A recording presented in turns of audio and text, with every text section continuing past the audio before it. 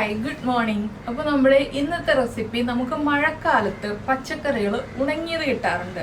നമ്മുടെ വറ്റലുകൾ കിട്ടാറുണ്ട്, വേനൽക്കാലത്തും കിട്ടാറുണ്ട് വറ്റല്, മഴക്കാലത്തും കിട്ടാറുണ്ട്. വറ്റല് പാവയ്ക്ക വറ്റൽ ഉപയോഗിച്ചിട്ട് നമ്മളൊരു തീയൽ ഉണ്ടാക്കാൻ പോവാണ്. പാവയ്ക്ക വറ്റൽ ഉപയോഗിച്ച് തീയൽ ഉണ്ടാക്കുമ്പോൾ നമ്മുടെ പാവയ്ക്ക തീയലിൻ്റെ ആ ഒരു കയ്പ്പ് ടേസ്റ്റിൻ്റെ പ്രശ്നം വരുന്നില്ല. എല്ലാവർക്കും കയ്പ്പ് അധികം ഇല്ലാതെ, പാവയ്ക്ക വറ്റൽ കയ്പ്പില്ലാത്തതാണ് നമുക്ക് കിട്ടുന്നതെന്നുണ്ടെങ്കിൽ കയ്പ്പില്ലാത്ത പാവയ്ക്ക തീയൽ ഉണ്ടാക്കാം. ഇത് നല്ല ടേസ്റ്റി ആയിട്ടുള്ള റെസിപ്പിയാണ് കേട്ടോ. അപ്പോൾ നിങ്ങൾ ഇതുപോലെ ഒന്ന് ഉണ്ടാക്കി നോക്കിക്കോളൂ. എങ്ങനെയാണ് നമ്മുടെ പാവയ്ക്ക വറ്റൽ ഉപയോഗിച്ച് തീയൽ ഉണ്ടാക്കുന്നത് നോക്കാം. നമുക്ക് നമ്മുടെ പാവയ്ക്ക തീയലിന് ആവശ്യമായിട്ടുള്ള ഇൻഗ്രീഡിയൻസ് നോക്കാം. പാവയ്ക്ക വറ്റൽ നമ്മൾ കുറച്ചെടുത്തിട്ടുണ്ട്, അതിൻ്റെ സീഡ്സ് ഒക്കെ റിമൂവ് ചെയ്തിട്ടാണ് എടുത്തിട്ടുള്ളത്. പിന്നെ നമ്മൾ എടുത്തിരിക്കുന്നത് 1/2 കപ്പ് തേങ്ങ ചിരവിയത്, ഒരു വലിയ സവോളയുടെ പകുതി ചേർത്താലും മതി, നിങ്ങൾക്ക് പകുതി മതി എന്നുണ്ടെങ്കിൽ. അപ്പോൾ ആദ്യം നമുക്ക് ഈ സവോള ഒന്ന് ചെറുതായിട്ട് കട്ട് ചെയ്തെടുക്കാം, അതിനുശേഷം ബാക്കിയുള്ള കാര്യങ്ങൾ പറയാം. അപ്പോൾ നമ്മൾ നമ്മുടെ കറി റെഡിയാക്കാൻ തുടങ്ങാൻ പോവാണ്. സവോളയൊക്കെ കട്ട് ചെയ്ത് കഴിഞ്ഞു. ഞാനൊരു പാനിലേക്ക് കുറച്ച് വെളിച്ചെണ്ണ ഒഴിച്ചിട്ട് നമ്മുടെ പാവയ്ക്ക ഒന്ന് ഫ്രൈ ചെയ്തെടുക്കുന്നുണ്ട്. അത് 2 കാര്യങ്ങൾക്കായിട്ടാണ് ഫ്രൈ ചെയ്യുന്നത്. കുറച്ച് ഈ ഒരു തീയലിലേക്കും കുറച്ച് വേറൊരു കറി ഉണ്ടാക്കാനും കൂടിയാണ്. അപ്പോൾ ഞാൻ ഒരുമിച്ച് ഫ്രൈ ചെയ്യുന്നേ ഉള്ളൂ, അതിനുള്ള വെളിച്ചെണ്ണ ചേർക്കുന്നുണ്ട്. അപ്പോൾ നിങ്ങൾ കുറച്ച് വെളിച്ചെണ്ണയിൽ തന്നെ ഫ്രൈ ചെയ്തെടുക്കുക കേട്ടോ. എന്താണെന്ന് വെച്ചാൽ നമുക്ക് ബാക്കിയുള്ള വെളിച്ചെണ്ണയിൽ തേങ്ങ വറുത്തെടുക്കാം. വെളിച്ചെണ്ണ ഒന്ന് ചൂടായി വരട്ടെ. അപ്പോൾ നമ്മുടെ വെളിച്ചെണ്ണ ചൂടായി തുടങ്ങിയിട്ടുണ്ട്. നമുക്ക് കുറച്ചായിട്ട് പാവയ്ക്ക ഇട്ടിട്ട് ഫ്രൈ ചെയ്തെടുക്കാം. പാവയ്ക്ക ഇടുമ്പോൾ എണ്ണയുടെ ചൂട് ഒരുപാട് കൂടി പോകരുത്, എന്താണെന്ന് വെച്ചാൽ കരിഞ്ഞു പോകരുത്. അപ്പോൾ ചെറിയൊരു ചൂടിൽ എണ്ണയുള്ളപ്പോൾ തന്നെ നമുക്ക് പാവയ്ക്ക ഇട്ടിട്ട് ഫ്രൈ ചെയ്തെടുക്കാം. നിങ്ങൾക്ക് കൂടുതൽ എണ്ണയിൽ ഫ്രൈ ചെയ്യണമെങ്കിൽ കൂടുതൽ എണ്ണയിൽ ഫ്രൈ ചെയ്യാം കേട്ടോ. ഞാനിപ്പോൾ 2-3 ബാച്ചായിട്ട് കുറച്ച് എണ്ണയിലാണ് ഫ്രൈ ചെയ്തെടുക്കുന്നത്. എണ്ണ അധികം ഉപയോഗിക്കണ്ടല്ലോ എന്ന് വിചാരിച്ചിട്ടാണ് ഈ രീതിയിൽ ഫ്രൈ ചെയ്തെടുക്കുന്നത്. ഇതിൽ ഉള്ളി ചേർക്കുകയാണെങ്കിൽ കൂടുതൽ ടേസ്റ്റ് ഉണ്ടാവും ഈ ഒരു തീയലിന്. ഞാനിപ്പോൾ ഉള്ളി നന്നാക്കി എടുക്കാനുള്ളൊരു മടി കാരണം സവോള ചേർക്കുന്നു എന്നേ ഉള്ളൂ. അപ്പോൾ നിങ്ങൾക്കൊരു പിടി ഉള്ളി നന്നാക്കി എടുക്കാൻ പറ്റുന്നുണ്ടെങ്കിൽ 1 പിടി ഉള്ളി നന്നാക്കി എടുത്തോളൂ. അപ്പോൾ നമ്മുടെ തീയലിന് നല്ല ടേസ്റ്റ് ഉണ്ടാവും. ഇനിയിപ്പോൾ പാവയ്ക്കൊക്കെ ഇതാ ഫ്രൈ ആയി വന്നിട്ടുണ്ട്. നമുക്കിതൊരു ബൗളിലേക്ക് മാറ്റാം. ബാക്കിയുള്ളതും ഇതുപോലെ ഫ്രൈ ചെയ്തെടുക്കാം. അപ്പോൾ നമ്മൾ പാവയ്ക്ക ഫ്രൈ ചെയ്ത എണ്ണ ഞാൻ ഈ ഒരു ചട്ടിയിലേക്ക് മാറ്റിയിട്ടുണ്ട്. ഇതിലേക്ക് നമുക്ക് ആദ്യം നമ്മുടെ സവോള കട്ട് ചെയ്തിട്ടുണ്ടല്ലോ, ഇതുപോലെ ചെറിയ ക്യൂബ്സ് ആയിട്ടാണ് കട്ട് ചെയ്തത്, ഇതിട്ട് കൊടുക്കാം. സവോള ചേർത്ത് ഒന്ന് ഇളക്കി തുടങ്ങിയിട്ട് നമുക്കിതിലേക്ക് ഒരു 2 പച്ചമുളക് ചെറുതായിട്ട് കട്ട് ചെയ്തത് അതും ഇട്ട് കൊടുക്കാം. കുറച്ച് കറിവേപ്പില. അപ്പോൾ 2 പച്ചമുളക് എന്ന് പറയുമ്പോൾ നിങ്ങൾ കൂടുതലായിട്ട് തോന്നണ്ട, ഞാൻ വലിയ പച്ചമുളകാണ് 2ആയിട്ട് സ്പ്ലിറ്റ് ചെയ്തിട്ട് കുറുകെ കട്ട് ചെയ്തിട്ട് കൊടുത്തിരിക്കുന്നത്. അപ്പോൾ ഇതൊന്ന് ചൂടായി ഒന്ന് വഴന്ന് വരുന്ന സമയത്ത് നമ്മൾ കുറച്ച് വാളൻപുളി റെഡിയാക്കി വെക്കുക. ഒരു ചെറിയ നെല്ലിക്ക വലിപ്പത്തിൽ വാളൻപുളി വെള്ളത്തിലിട്ടിട്ട് പിഴിഞ്ഞ് വയ്ക്കുക. ഇതൊന്ന് വഴറ്റിയെടുക്കട്ടെ. ഈ സമയത്ത് നമുക്ക് അടുത്ത ബർണറിൽ നമ്മുടെ തേങ്ങ വറുത്തെടുക്കാം. അപ്പോൾ ഞാനിതിപ്പോൾ ഒന്ന് വഴറ്റി മാറ്റിയിട്ട് ബാക്കിയുള്ള കാര്യങ്ങൾ പറയാം. വഴറ്റിക്കൊണ്ടിരിക്കട്ടെ. ഞാനിപ്പോൾ അതിന് ശേഷം തേങ്ങ വറുക്കുന്ന കാര്യം പറയാം കേട്ടോ. അപ്പോൾ നമ്മൾ നമ്മുടെ പാവയ്ക്ക വറുത്ത എണ്ണയിൽ ബാക്കിയുള്ളത് ഈ ഒരു പാനിൽ തന്നെ വെച്ചിട്ടുണ്ടായിരുന്നു. അതിലേക്ക് നമുക്ക് നമ്മളെടുത്ത് വെച്ചിരിക്കുന്ന തേങ്ങ ഇട്ട് കൊടുക്കാം.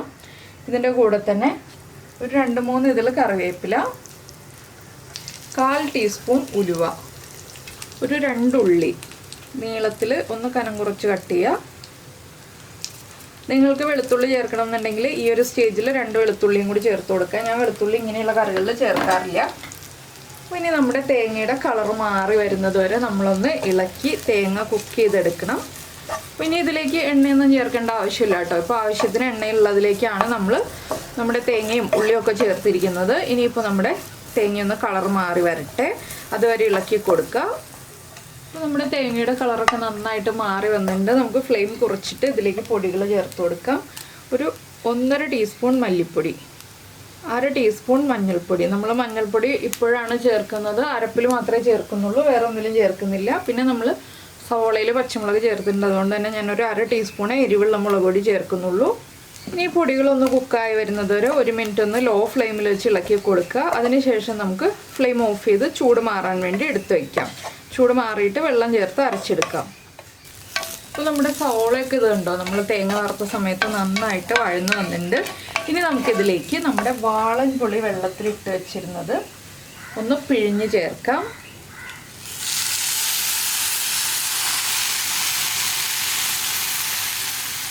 ഇതിലേക്ക് ഇനി നമുക്ക് നമ്മുടെ പാവയ്ക്കയും സവോളയും ഒക്കെ കുക്കാവാൻ ആവശ്യമായിട്ടുള്ള വെള്ളവും കൂടി ചേർത്ത് കൊടുക്കാം. അപ്പോൾ പാവയ്ക്ക നമ്മൾ വറുത്തതാണ് ചേർക്കുന്നതെങ്കിലും കുറച്ച് സമയം ഈ ഒരു പുളിവെള്ളത്തിൽ കിടന്ന് കുക്കായാലേ പുളി ഒന്ന് പിടിച്ചു വരുള്ളൂ. അപ്പോൾ നമുക്ക് ആദ്യം ഉപ്പ് ചേർത്ത് കൊടുക്കാം. ആദ്യം കുറച്ച് ഉപ്പ് ചേർക്കുക. പിന്നീട് നമ്മൾ വറുത്ത് വെച്ചിരിക്കുന്ന നമ്മുടെ പാവയ്ക്ക ചേർത്ത് കൊടുക്കുക. ഇനി ഇതൊന്ന് കുക്കായി വരട്ടെ. ഈ സമയത്ത് നമ്മുടെ തേങ്ങയുടെ ചൂടൊക്കെ മാറി വരുമ്പോൾ നമുക്ക് അരച്ചെടുക്കാം. ഇത് നിങ്ങൾക്ക് പൊടിച്ച് ചേർക്കണം എന്നുണ്ടെങ്കിൽ പൊടിച്ച് ചേർക്കാം കേട്ടോ. കൈ കൊണ്ടൊന്ന് പതുക്കെ പൊടിച്ചിട്ട് ചേർക്കണം എന്നുണ്ടെങ്കിൽ അങ്ങനെ ചേർക്കാം. ഞാനിപ്പോൾ മുഴുവനെ തന്നെ ചേർത്തത് എന്താണെന്ന് വെച്ചാൽ ഇതുപോലെ കിടക്കുമ്പോഴാണ് നമ്മുടെ പാവയ്ക്ക തീയലിലൊരു ഭംഗി ഉണ്ടാവുക. അതുകൊണ്ടാണ്, ഭംഗിക്ക് വേണ്ടി മാത്രമാണ് ഇങ്ങനെ ചെയ്തിട്ടുള്ളത്. അപ്പോൾ നമ്മുടെ ചോയ്സ് അനുസരിച്ച് ചെറുതാക്കിയിട്ടോ വലുതാക്കിയിട്ടോ ചേർക്കാം. അപ്പോൾ ഇതെല്ലാം തിളയ്ക്കുന്ന സമയത്ത് ഞാനിവിടെ അരപ്പൊന്ന് അരച്ചെടുക്കട്ടെ. അപ്പോൾ നമ്മുടെ പാവയ്ക്കയും സവോളയൊക്കെ പുളിയൊക്കെ പിടിച്ച് റെഡി ആയി വന്നിട്ടുണ്ട്. പാവയ്ക്ക ഒന്ന് കുക്കായി തുടങ്ങി. ഫ്രൈ ആയതാണല്ലോ, അതുകൊണ്ട് തന്നെ ഒരുപാട് കുക്കാവാനൊന്നുമില്ല. ഇനി നമുക്കിതിലേക്ക് അരപ്പ് ചേർത്ത് കൊടുക്കാം. അപ്പോൾ നിങ്ങൾക്ക് 2 ഓപ്ഷൻ തരാം കേട്ടോ. ഇതുപോലെ പാവയ്ക്ക തീയൽ ഉണ്ടാക്കാം. ഇല്ലയെന്നുണ്ടെങ്കിൽ നമ്മുടെ ഈ ഒരു സവോളയിലേക്ക് ഈ മസാല നമ്മുടെ അരപ്പൊക്കെ ചേർത്ത് റെഡി ആക്കിയതിന് ശേഷം ലാസ്റ്റ് ഫ്രൈ ചെയ്ത പാവയ്ക്ക ചേർത്തിട്ടും തീയൽ ഉണ്ടാക്കാം. ഫ്രൈ ചെയ്ത പാവയ്ക്ക ഏറ്റവും ലാസ്റ്റ് ചേർത്ത് കൊടുക്കുക. അപ്പോൾ അങ്ങനെ മതി എന്നുണ്ടെങ്കിൽ അങ്ങനെ തീയൽ ഉണ്ടാക്കാം. അപ്പോൾ എന്താണെന്ന് വെച്ചാൽ പാവയ്ക്കയിലേക്ക് പുളി അധികം പിടിക്കില്ല. അതുകൊണ്ടാണ് നമ്മൾ ഈ രീതിയിൽ പാവയ്ക്ക തീയൽ റെഡിയാക്കുന്നത്. അപ്പോൾ നമ്മുടെ അരപ്പൊക്കെ ചേർത്തിട്ടുണ്ട്. ഞാൻ കുറച്ച് വെള്ളം ചേർത്തിട്ടാണ് അരപ്പ് റെഡിയാക്കിയിട്ടുള്ളത്. ഒരുപാട് അരപ്പ് ചേർത്ത് കുറേ കറി ഉണ്ടാക്കുന്നില്ല, ചെറിയൊരളവിലേ കറി ഉണ്ടാക്കുന്നുള്ളൂ. ഇനിയിപ്പോൾ നന്നായിട്ടൊന്ന് തിളച്ച് വരട്ടെ. ആ അരപ്പൊന്ന് കുക്കായി ഒന്ന് അരപ്പ് കുക്കായതാണ്. അരപ്പൊന്ന് നന്നായിട്ട് തിളച്ച് വരുന്നത് വരെ നമുക്കൊന്ന് വെയിറ്റ് ചെയ്യാം. ഈ സമയത്ത് നമുക്ക് വറവിടാനുള്ള കാര്യങ്ങളും നോക്കാം. ഇതിലേക്ക് വറവിടാൻ ഉള്ളിയൊന്നും ചേർക്കേണ്ട ആവശ്യമില്ല കേട്ടോ. അപ്പോൾ ഉപ്പ് കറക്റ്റാണോ എന്നുള്ളത് നമ്മളൊന്ന് ചെക്ക് ചെയ്യുക. പുളി കറക്റ്റാണോ എന്നുള്ളത് ചെക്ക് ചെയ്യുക. പിന്നെ ഒരു പിഞ്ച് ശർക്കര ചേർക്കുക. പഞ്ചസാര ചേർക്കരുത്, ശർക്കര ചേർത്താലേ പെർഫെക്റ്റ് ആവുള്ളൂ. അപ്പോൾ ഞാനൊരു ചെറിയ പീസ് ശർക്കരയും കൂടി ചേർക്കുന്നുണ്ട്. പാവയ്ക്ക തീയലിൽ നമ്മൾ പച്ച പാവയ്ക്ക ഉപയോഗിച്ചിട്ടും ഉണക്ക പാവയ്ക്ക ഉപയോഗിച്ചിട്ടും തീയൽ ഉണ്ടാക്കുമ്പോൾ ചെറിയൊരളവിൽ ശർക്കര ചേർത്ത് കൊടുക്കുക. ഇതുപോലെ ചെറിയൊരളവിൽ ചേർക്കുന്നുള്ളൂ. ആ ശർക്കരയും കൂടി ചേർത്ത് നന്നായിട്ടൊന്ന് ഇളക്കി മിക്സ് ചെയ്യുക. അപ്പോൾ സാധാരണ നമുക്കിപ്പോൾ പാവയ്ക്ക കിട്ടാൻ അവൈലബിൾ അല്ല, അല്ലെങ്കിൽ ഉണങ്ങിയ പാവയ്ക്ക മാത്രമേ കിട്ടുള്ളൂ എന്നൊക്കെ ഉണ്ടെങ്കിലും പാവയ്ക്ക തീയൽ കഴിക്കണം എന്നുണ്ടെങ്കിൽ ഇതുപോലെ ഒന്ന് റെഡിയാക്കി നോക്കൂ. സാധാരണ പാവയ്ക്ക തീയൽ കഴിക്കുന്ന ആ ഒരു കയ്പുണ്ടാവുമോ എന്നുള്ള പേടിയും വേണ്ട. നല്ല ടേസ്റ്റി ആയിട്ടുള്ള പാവയ്ക്ക തീയൽ കഴിക്കുകയും ചെയ്യാം. അപ്പോൾ എന്തായാലും എല്ലാവരും ട്രൈ ചെയ്ത് നോക്കുമെന്ന് വിചാരിക്കുന്നു. പിന്നെ നമ്മുടെ ചാനൽ ആദ്യമായിട്ട് കാണുകയാണെങ്കിൽ നമ്മുടെ ചാനലൊന്ന് സബ്സ്ക്രൈബ് ചെയ്ത് സപ്പോർട്ട് ചെയ്യണേ. സബ്സ്ക്രൈബ് ചെയ്യുന്നതിന് ഈ വീഡിയോയുടെ താഴെയുള്ള റെഡ് സബ്സ്ക്രൈബ് ബട്ടൺ ഒന്ന് ക്ലിക്ക് ചെയ്യുക. ആൻഡ് റൈറ്റ് സൈഡിലുള്ള ബെൽ ഐക്കണും ക്ലിക്ക് ചെയ്യുക. അപ്പോൾ ഓൾ എന്ന് പറഞ്ഞിട്ടൊരു ഓപ്ഷൻ കാണാം. ആ ഓളും കൂടി പ്രസ് ചെയ്തിട്ടുണ്ടെങ്കിൽ മാത്രമേ ഞാൻ എപ്പോഴും വീഡിയോ അപ്ലോഡ് ചെയ്യുമ്പോൾ നിങ്ങൾക്ക് നോട്ടിഫിക്കേഷൻ വരുള്ളൂ. ഇത് കണ്ടോ, സൈഡിലൊക്കെ ചെറിയ തിള വന്ന് തുടങ്ങുന്നുണ്ട്. ഇനി നന്നായിട്ടൊന്ന് തിളയ്ക്കട്ടെ. അപ്പോൾ നമുക്ക് വറവിടാനുള്ള കാര്യങ്ങൾ ചെയ്യാം. അപ്പോൾ നമ്മുടെ തീയൽ നന്നായിട്ട് തിളച്ചുകൊണ്ടിരിക്കുന്നുണ്ട്. ഞാൻ ഈ സ്റ്റൗവിൽ നിന്ന് മാറ്റിയിട്ട് വേറൊരു പാൻ വെക്കാൻ പോവാണ് വറവിടാനായിട്ട്. അപ്പോൾ നമ്മൾ വറവിടാനായിട്ട് വെളിച്ചെണ്ണ ചൂടാക്കിയിട്ടുണ്ട്. വെളിച്ചെണ്ണയിലേക്ക് 1 ടീസ്പൂൺ കടുക് ഞാൻ ചേർക്കാണ്. അപ്പോൾ ഉലുവ വറവിടുന്നില്ല കേട്ടോ. ഉലുവ നമ്മൾ തേങ്ങയിൽ വറുത്തത് കൊണ്ടാണ് വറവിടാത്തത്. അല്ലെങ്കിൽ നമ്മൾ ഉലുവ പൊടി ചേർത്തിട്ട് കറി റെഡിയാക്കുക, ഉലുവ ചേർത്ത് വറവിടുക.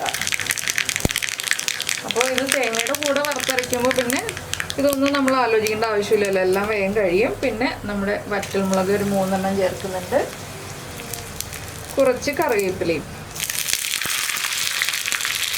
ഇനി നമുക്കിത് കറിയിലേക്ക് ചേർത്ത് കൊടുക്കാം. നമ്മുടെ കറി ഇപ്പോഴും ചെറുതായിട്ട് തിളച്ചുകൊണ്ടിരിക്കുന്നുണ്ട് കേട്ടോ. എന്താണെന്ന് വെച്ചാൽ മൺചട്ടി ആയതുകൊണ്ട് തന്നെ കറിയുടെ ആ ചട്ടിയുടെ ചൂടിലിരുന്നിട്ട് കറി തിളച്ചുകൊണ്ടിരിക്കും. ഇനി ഇതൊന്ന് അടച്ചു വയ്ക്കുക. ചൂട് കുറഞ്ഞു കഴിയുമ്പോൾ അല്ലെങ്കിൽ കംപ്ലീറ്റ് മാറിക്കഴിയുമ്പോൾ നമ്മുടെ ചോറിൻ്റെ കൂടെ ചേർത്ത് കഴിക്കാം. ഇങ്ങനെ നിങ്ങൾ തീയൽ ഉണ്ടാക്കി നോക്കിയിട്ടില്ലെങ്കിൽ ഉറപ്പായിട്ടൊന്ന് ട്രൈ ചെയ്ത് നോക്കിയിട്ട് കമൻറ്റ് ചെയ്യാനും ലൈക്ക് ചെയ്യാനും ഒന്നും മറന്നു പോരുത് കേട്ടോ. നിങ്ങളുടെ അഭിപ്രായം, ഈ തീയലാണോ പച്ച പാവയ്ക്ക തീയൽ ഉണ്ടാക്കിയതാണോ ടേസ്റ്റ്, അത് ഏതാണ് ഇഷ്ടമായതെന്നുള്ളതൊന്ന് പറയണേ. അപ്പോൾ എന്തായാലും നമുക്ക് നമ്മുടെ അടുത്ത റെസിപ്പിയുമായിട്ട് അടുത്ത ദിവസം വീണ്ടും കാണാം.